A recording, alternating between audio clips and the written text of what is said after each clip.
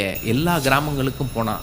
நாக்பூரை சுற்றி இருக்கக்கூடிய அத்தனை ஊருக்கும் போய் அங்கே இருந்த இந்தியர்கள்ட்ட மக்கள்கிட்ட பேசி பேசி ஒரு எழுச்சியை உண்டாக்குனான்.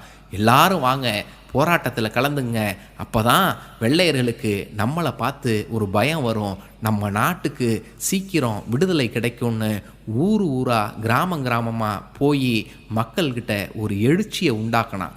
அவனுடைய பேச்சையும் வேகத்தையும் தைரியத்தையும் பார்த்து அவனுக்காகவே பல்லாயிரக்கணக்கான மக்கள் நாக்பூருக்கு திரண்டு வந்தாங்க. மக்களோட கூட்டத்தை பார்த்து வெள்ளைக்காரங்க அசந்து போயிட்டாங்க.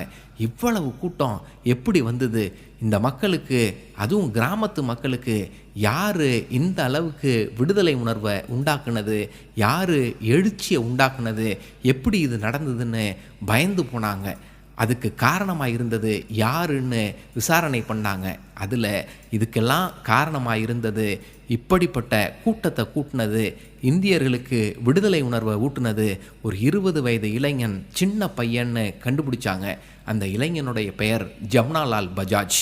நீ ஊர் ஊராக போயிருக்க, மக்களை தூண்டி விட்டுருக்க, இது தேச துரோகம்னு சொல்லி அவனை கைது பண்ணி நீதிமன்றத்தில் நிறுத்தினாங்க.